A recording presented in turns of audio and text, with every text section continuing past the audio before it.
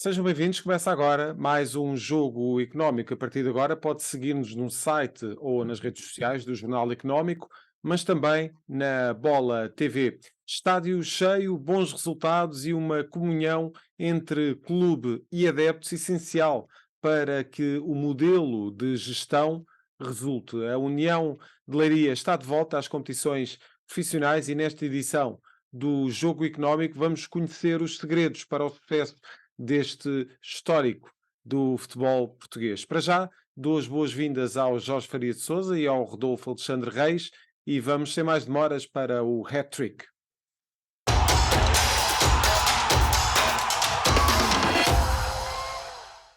Como sempre, lançamos para debate três números que marcaram a semana. Rodolfo, vamos falar de Benfica e Futebol Clube do Porto em posição privilegiada, de acordo com a Federação Internacional de História e Estatísticas do Futebol. Assim é, antes de mais cumprimentar-te a ti e ao Jorge Faria de Sousa, é precisamente o primeiro número deste hat o número 2 que diz respectivamente a Benfica e Porto, que estão entre os 10 melhores clubes do mundo para a Federação Internacional de História e Estatísticas do Futebol. O Benfica é o clube melhor classificado, o atual líder e quase campeão da Liga Feminina, ocupa o quarto lugar com 247 pontos, apenas atrás do ainda campeão europeu Real Madrid com 320, do campeão da América do Sul Flamengo com 295 pontos e do atual e provável renovação do título em Inglaterra do campeão Manchester City com 254 pontos.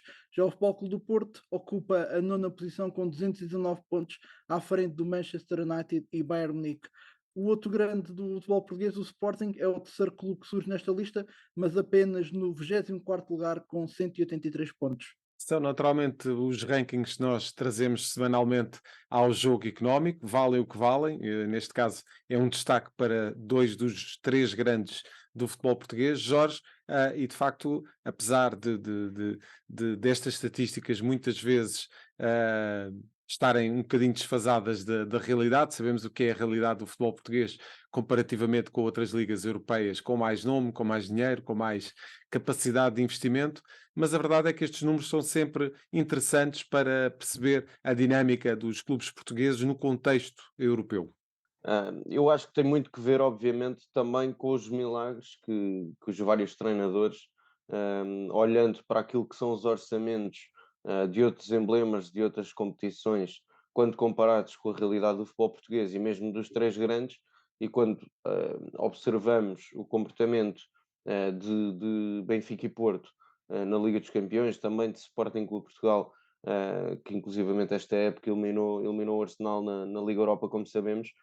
Obviamente, e quando olhamos para os adversários que enfrentam nesse tipo de contextos, os orçamentos que esses clubes têm, não deixa de ser muito significativo os resultados e consistência que sobretudo, os três grandes e até o Braga têm tido nas competições europeias. Temos vindo aqui a dizer, até na altura, a propósito de Portugal ter perdido um lugar no ranking para os Países Baixos, a verdade é que falta mais competitividade ao futebol português, mas julgo que para os clubes da dita classe média, ou seja, este ano, ou na próxima temporada, iremos ter um Futebol Clube Aroca e um Vitória Sport Clube na Conference League, e a verdade é que esperemos que consigam amealhar pontos, pelo menos chegar à fase de grupos dessa competição, porque o que tem tornado mais difícil essa situação dos pontos do ranking nem sequer tem sido o comportamento dos três grandes, mas É sim verdade. desses clubes, porque olhando ao exemplo desta época, Gil Vicente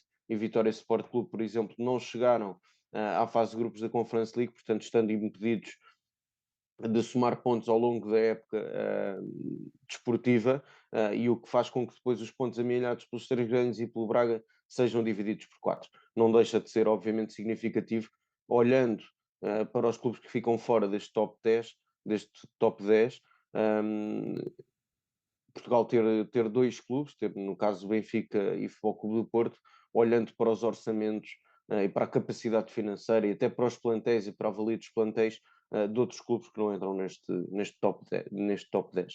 E de facto, olhando aqui para o ranking da IFFHS, o que conta realmente, aquilo que nós gostaríamos mesmo, era que este ranking fosse o ranking da UEFA, não é, não vale mais lugares na Liga dos Campeões e, portanto, como tu disseste, aquilo que conta realmente é o desempenho das equipas portuguesas nas provas europeias e não só dos grandes, mas também das equipas pontuarem como um todo e de forma consistente. Vamos ver, é um desafio agora para as próximas temporadas para voltarmos então ao tal sexto lugar do ranking da UEFA. Rodolfo, para o segundo número deste hat-trick temos precisamente o reverso da medalha.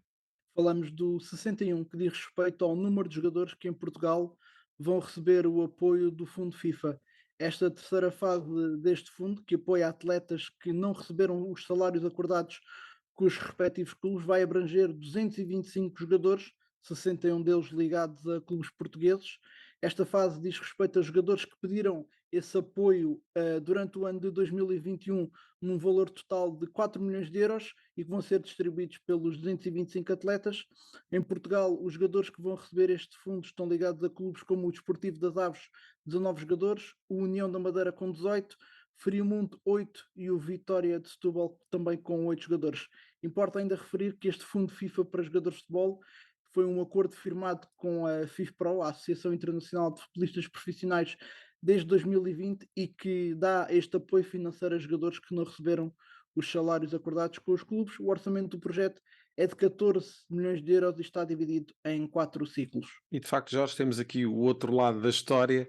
Se por um lado temos as equipas portuguesas bem posicionadas no tal ranking da Federação de História e Estatística, depois temos aqui Portugal também em destaque, mas pela negativa. Portugal é o país com o maior número de jogadores a receberem este apoio da FIFA e, de facto, enquanto não existir aqui um investimento sério, consistente e acima de qualquer suspeita, vamos continuar a ter estes problemas dos ordenados em atraso. Sim, não deixa obviamente de ser um número muito significativo. Estamos a falar de sensivelmente 25% dos jogadores abrangidos por este projeto, dos jogadores do futebol português. Eu penso que, em primeiro lugar, uma nota que me parece relevante é que eu acho que a FIFA tem que ser, neste projeto, terá que ser claramente mais célere. Isto porque estamos em 2023 e estamos a falar de jogadores que tiveram ordenados, vencimentos em atraso no ano 2021. E, portanto, obviamente que esses jogadores passando por dificuldades severas e todas as épocas desportivas entre o Campeonato de Portugal e a Primeira Liga Portuguesa, a verdade é que se conhecem ao longo das últimas épocas recorrentemente histórias de jogadores e de clubes com salários em atraso. Parece-me que um dos primeiros desafios da FIFA será distribuir estas verbas de forma mais célere. Depois era um pouco daquilo que tu dizias. É o futebol português no seu melhor e agora neste segundo número no seu pior. Sobretudo quando olhamos para casos como o Desportivo das Aves, que inclusivamente faliu, a sua administração faliu o Até clube estava na Primeira Liga há relativamente pouco tempo. estava na Primeira Liga, tinha ganho uma Liga Revelação no escalão sub-23, tinha aparentemente um projeto saudável, a verdade é que acabou por falir, e na próxima temporada até haverá a situação curiosa da fusão com a SAD, que anteriormente representava o Vila Franquense, que irá passar para o Desportivo das Aves. O Vitória de Setúbal, um histórico do futebol português, que ainda aqui na semana passada abordei esse tema relativamente aos clubes históricos da Liga 3, Sim. que cai para o Campeonato de Portugal na próxima época desportiva. A verdade é que há muitas temporadas que se tem vindo a falar deste contexto, de jogadores com salários em atraso e normalmente vários meses por receber. Agora, parece-me que este projeto, obviamente, é de saudar, porque salvaguarda os jogadores, embora com este atraso que registámos aqui, mas por outro lado, parece-me que as instituições do futebol português, seja a Federação Portuguesa de Futebol, no contexto de Liga 3 e de Campeonato de Portugal, seja a Liga de Clubes, acho que têm que ser muito vigilantes para este tipo de situações e têm claramente, na minha opinião, que punir os clubes que não cumpram com os seus compromissos, e não cumprir com os seus compromissos são os compromissos mais básicos de pagar a tempo e horas aos seus funcionários. Exatamente, e essa é de facto uma premissa para que o futebol em Portugal dê o tal salto para de facto uma liga perfeitamente sustentável, competitiva e atrativa lá fora, até porque vem a negociação dos direitos televisivos, a negociação conjunta e convém que todos remem no mesmo sentido. Esta foi uma semana também de saber os resultados do empréstimo da emissão obrigacionista da Benfica SAD, também tivemos o lançamento da emissão obrigacionista da Futebol Clube do Porto SAD, mas para nos falar desses valores está o Rodolfo Alexandre Reis. Rodolfo, temos de facto aqui o número associado à emissão obrigacionista do Benfica, 2,42. Que superou exatamente em 2,42 vezes o que tinha sido estipulado no empréstimo obrigacionista de 2020-2023, que está atualmente em vigor, depois de na segunda-feira a Benfica SAD ter anunciado que este novo empréstimo obrigacionista para o período entre 2023 e 2026, que começou com um valor de 40 milhões de euros, tendo subido depois para 50 milhões, teve um total de 6.048 investidores e a tal procura que superou em largamente a oferta nesses tais 2,42 acima do que aconteceu em 2020, ainda segundo o comunicado enviado pela SAD do Benfica à CMVM, e dentro da procura que superou os 120 milhões de euros, houve uma redução de 56% face ao anterior empréstimo obrigacionista. E de facto, isto trocando por miúdos, basicamente, Jorge, se a Benfica SAD tivesse colocado uma emissão obrigacionista no valor de 121 milhões de euros, teria conseguido preencher esse objetivo. Naturalmente que aqui a lógica é colocar sempre o objetivo por baixo e mesmo assim o Benfica até fez um aumento relativamente a essa emissão obrigacionista, acabou por levantar 50 milhões de euros. Como é que nós já analisámos precisamente esta emissão obrigacionista do Benfica num outro programa e agora temos aí os resultados. Como é que viste todos digamos que o desfecho deste processo? Bem, duas notas. Uma, obviamente que a procura foi positiva, senão o Benfica não teria aumentado o valor e passou de 40 para 50 milhões de euros, com uma procura de 2,42. A segunda nota que me parece relevante, e já o tinha dito nesse programa em que discutimos precisamente esta emissão obrigacionista, embora o Benfica tenha sido o clube que mais vendeu, sobretudo quando olhamos para duas transferências de Darwin Núñez e de Enzo Fernandes já no mês de janeiro, quando observamos as declarações de Domingos Soares de Oliveira, que ainda é administrador da SAD e responsável financeiro da SAD do clube, da SAD do clube encarnado. A verdade é que não deixa de ser curioso uma emissão de 50 milhões de euros, alegadamente para despesas de curto prazo. Domingos Soares de Oliveira, que voltou a defender que o Benfica, independentemente de ter Liga dos Campeões e este empréstimo obrigacionista, terá necessidade de vender pelo menos um jogador, e eu acredito que pode fazer um encaixe financeiro, seja com António Silva, seja com Gonçalo Ramos. Mais difícil serão as situações de Otamendi e de Grimaldo, Grimaldo que foi anunciado pelo Bayer Leverkusen, Sim. e Otamendi que se fala muito da sua saída no final desta temporada a custo zero, mas sobretudo destacar o facto dessa necessidade de levar o Benfica a pagar uma taxa superior neste empréstimo obrigacionista quando comparado com o anterior.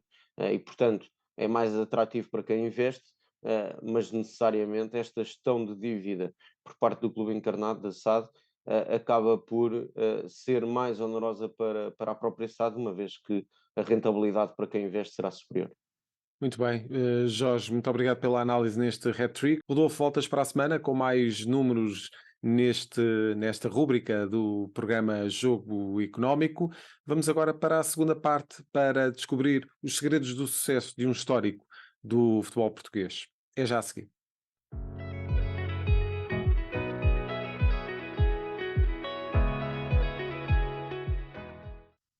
Estamos de volta para a segunda parte do Jogo Económico. 11 anos depois, a União de Leiria está de regresso aos campeonatos profissionais, com a subida à segunda Liga e algumas das melhores assistências em estádios de futebol a nível nacional na Liga 3, a SAD do Leiria já definiu o grande objetivo: fazer com que este histórico do futebol português regresse à Primeira Liga. Este é o tema que vamos debater nesta segunda parte do Jogo Económico e temos connosco, melhor que ninguém para falar sobre isto, Armando Marques, presidente da SAD da União de Leiria, a quem dou as boas-vindas a este Jogo Económico. Muito obrigado pela sua presença. Muito obrigado. Obrigado eu. É uma honra estar aqui convosco e partilhar estas experiências da União de Leiria. Armando, começamos já por essa final de sábado da Liga 3, que vai colocar frente a frente a União de Leiria e outro histórico do futebol português, os Belenenses, no Estádio Nacional do Jamor. O que é que espera deste regresso do clube aos grandes palcos do futebol português? Não outra coisa senão vencer. As finais jogam-se, mas as finais são para se ganhar. O principal objetivo nós já tínhamos definido no início da temporada, já o conseguimos, que era a subida de escalão para a subida à segunda divisão, mas agora que estamos na final, vamos entrar como todos os jogos durante a época, e isso não é uma frase chavão, é mesmo uma realidade que é para vencer. Dos sucessos deste regresso da União de Leiria aos campeonatos profissionais foi o apoio não só dos adeptos, mas principalmente da própria cidade de Leiria no estádio Dr. Magalhães Pessoa, onde em alguns jogos houveram mais de 10 mil pessoas nas bancadas e de resto no jogo da subida estiveram mais de 22 mil pessoas no estádio. Como é que foi ligar toda uma cidade à volta de um clube? Como deve saber, eu não sou de Leiria. A minha terra, a minha cidade natal não é Leiria, é Guimarães. Estou cá desde 2020, e claro que eu também não fui, e nem sou indiferente àquilo, ao selo que queriam colocar a Leiria, que Leiria não, era uma cidade que não gostava de futebol, é uma cidade distante do futebol, que as pessoas não gostavam da União de Leiria. Foi desde a primeira hora, desde 2020, mas essencialmente a partir desta época, que nós assumimos que, a par do sucesso desportivo, também iríamos ter uma campanha forte, agressiva, no sentido de trazer a cidade para junto do clube e que a cidade reconhecesse e trabalhasse também diariamente no sentido de fazer com que a União de Leiria fosse a principal bandeira desta região, não só da cidade, não só do distrito, mas também da região centro. E toda essa nossa estratégia de marketing foi liderada pelo Nélio Lucas, que é o homem que representa aqui a estrutura acionista do seu Navi Singh, ele que tem a experiência de outros palcos, porque já andou em grandes clubes, Inglaterra, Espanha, e fruto também da visão que ele tem do futebol espetáculo, do desporto espetáculo, que bebeu muito nos Estados Unidos, onde ele viveu muitos anos, aplicámos aqui esta fórmula aqui a Leiria.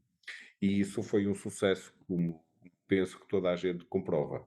Uma dessas principais estratégias precisamente para trazer de volta a cidade de Leiria e o povo de Leiria ao estádio, unir-se ao clube da cidade, foi a abertura de portas com a oferta de bilhetes, mas não só, também a promoção de espetáculos de entretenimento para as famílias e também para as crianças. Este modelo é para continuar agora na segunda liga ou vão haver aqui algumas adaptações, alguns ajustes, por assim dizer? Deixe-me dizer o seguinte, e não é discordar, mas retificar aí uma questão.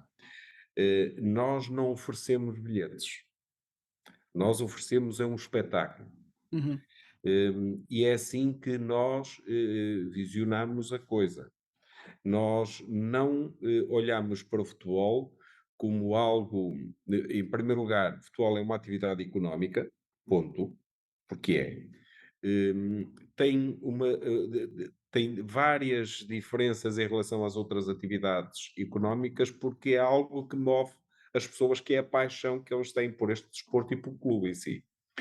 Mas nós, o que queremos passar e a mensagem que queremos passar e que estamos a conseguir passar, não é oferecer os bilhetes. Nós convidamos as pessoas a virem, hum, apreciar um espetáculo que é o futebol, que é um jogo de futebol, e onde podem ficar cá antes, ter um antes e um pós-jogo. Porque criámos variedade de várias iniciativas, uma variedade de iniciativas durante esse dia. Criámos uma fan zone onde as pessoas podem desfrutar de espetáculos musicais e não só, de várias iniciativas que temos em associação com algumas associações daqui da região e fazer passar a ideia e não só, e concretizá-la, de que o futebol é muito mais do que 11 jogadores a lutar e a jogar contra os outros 11 jogadores. Oferecemos muito mais às pessoas. É uma visão que temos do futebol, em que acreditamos nela e que, com certeza, será o futuro desta modalidade que todos nós amamos, mas temos que fazer também algo por ela e temos que ir de encontro às pessoas. E foi essencialmente isso que nós quisemos fazer passar. Porque é muito redutor nós dizermos que oferecemos o bilhete. Se a oferta do bilhete é um título que eles têm que ter para entrar nesse espetáculo, mas a oferta é muito mais do que o bilhete. É uma oferta de que as pessoas têm que entender que o futebol tem esta força que pode catapultar uma região e é isso que queremos que passe, essa imagem que queremos que passe. No fundo, um modelo que se vê muito aplicado nos Estados Unidos, em algumas das modalidades norte-americanas, onde as pessoas vão desde cedo para o estádio e têm lá está essas fanzones, todas essas animações, e não vão só apenas ver o jogo em si, ou seja, passam o dia a desfrutar com a família e com os amigos, antes de todo o jogo em si acaba por ser apenas um complemento, por assim dizer, de tudo o que é o dia. Como disse, acredita que este modelo poderá vir a ser seguido nos próximos tempos por outros clubes no campeonato profissional? Com toda a honestidade, espero que sim. Espero que sim. E lá está, chegou a esse ponto. Foi a tal visão que o Nélio nos trouxe para cá, que é uma ideia arrojada, é uma ideia que muitos dos meus colegas das outras administrações, num primeiro olhar sobre a coisa, podem pensar que é um gasto, mas não, é um investimento. Porque eu não tenho dúvidas absolutamente nenhumas que a curto e médio prazo as grandes marcas, porque tendo um estádio vazio ou tendo um estádio com dezenas de milhares de pessoas, não é a mesma coisa para os parceiros que nós queremos aportar a toda esta indústria que é o futebol. O caminho da credibilização passa por aí, passa por trazer gente para trazer gente e trazer os potenciais clientes dessas marcas para estarem connosco. E essas marcas a seguir, se vão juntar a nós, também vão credibilizar toda esta indústria que é o futebol. Nós queremos marcar pela diferença. Foi essa visão que o Nélio teve e aplicou ao contexto da União de Leiria. Como é lógico, nós não podemos utilizar exatamente as mesmas estratégias que utilizam os Estados Unidos numa cidade onde vivem milhões de pessoas. Leiria não tem milhões de pessoas, mas ele conhecendo e tendo vivenciado e tendo a experiência desses países, essencialmente nos Estados Unidos, adaptou ao contexto de Leiria todas essas iniciativas e é o que vocês comprovem, que toda a gente comprova e nos enche de orgulho, porque mais do que o trabalho, isto dá muito trabalho, porque ter sucesso de facto é algo que se conquista através do trabalho e do querer fazer acontecer, depois nós sentirmos que as pessoas aderiram e estão connosco nesta caminhada. Para além do empresário Nélio Lucas, que o Roman já falou, a União de Leiria tem também desde o verão do ano passado um investidor britânico, Navdeep Singh. Uh, este foi o modelo de gestão até o clube chegar aos campeonatos profissionais. O que é que vai mudar agora com a chegada à segunda liga? De forma é que este modelo se vai adaptar? Vamos adaptá-lo e vamos trazer esse modelo. Como sabe, não é obrigatório nós cobrarmos entradas no futebol profissional. Uhum. É obrigatório, sim, algumas regras que não as implementamos, como os lugares marcados, as cadeiras numeradas, mas tudo isso está pensado e tudo isso está previsto na nossa estratégia que vamos implementar na próxima temporada. Porque acreditamos, como disse há bem pouco tempo, que é esse caminho que temos que percorrer, porque se nós arranjarmos parceiros que se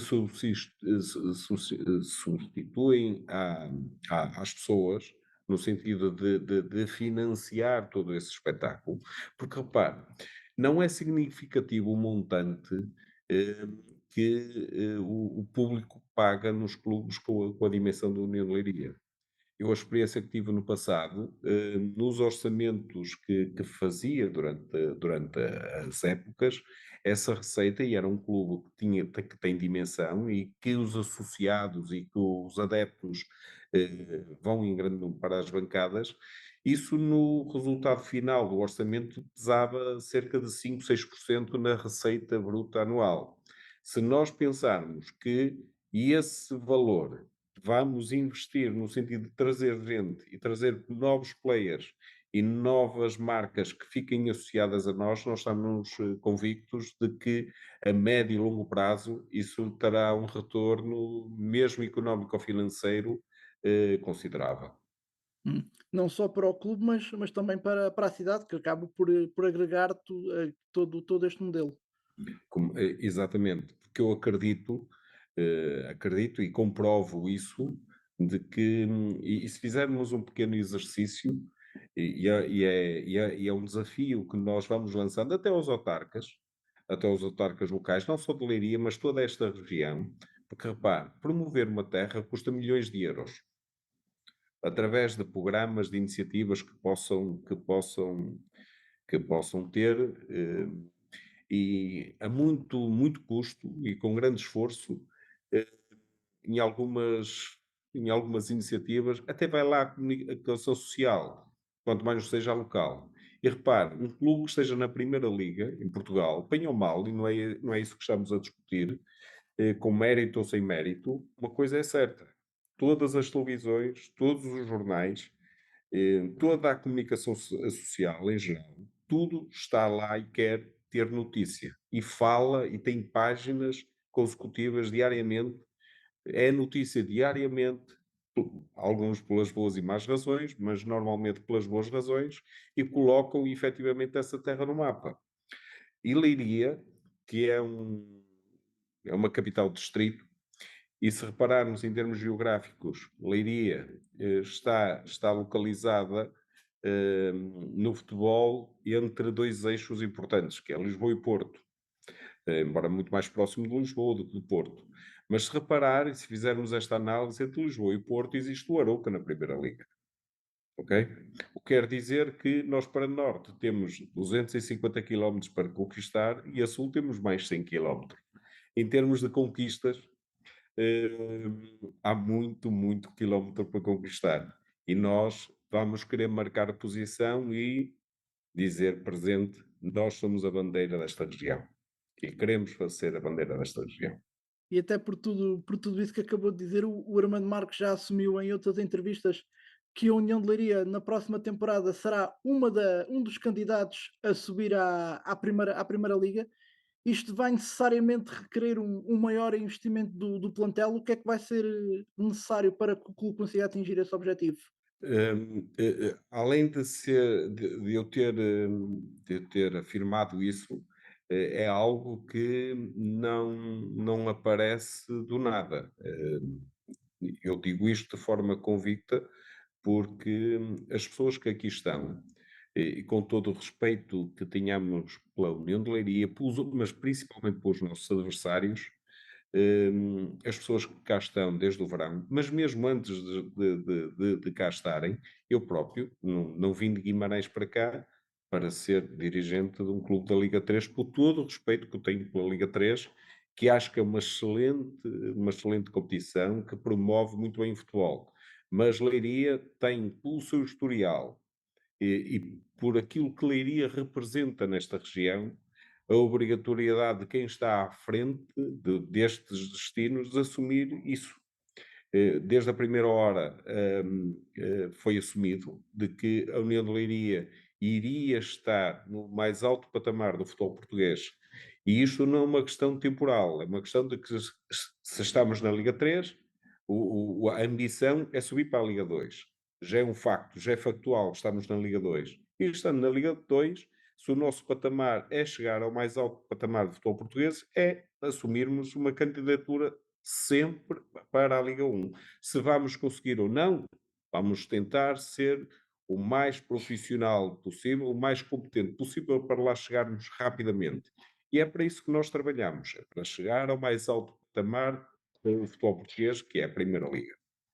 Estamos já perto do final da nossa conversa, mas queria fazer uma última pergunta.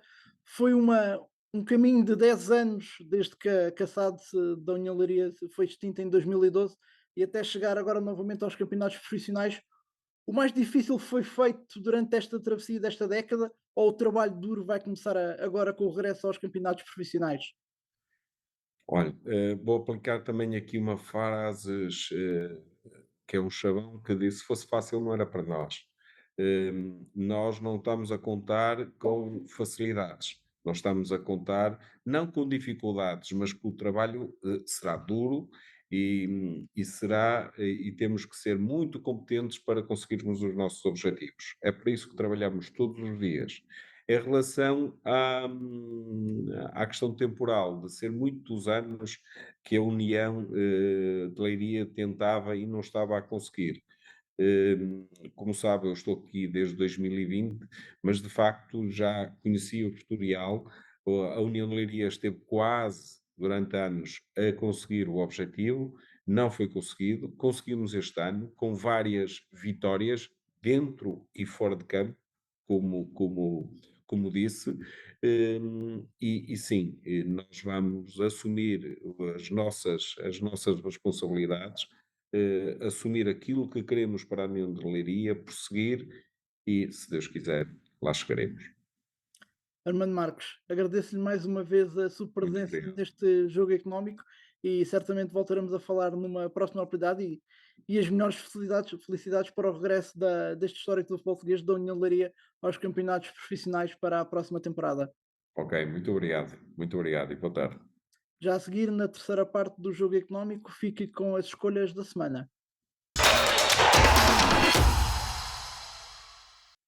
Estamos de volta neste jogo económico para a terceira parte do programa e para as escolhas dos nossos comentadores. Hoje o Jorge traz-nos o seu número e o protagonista.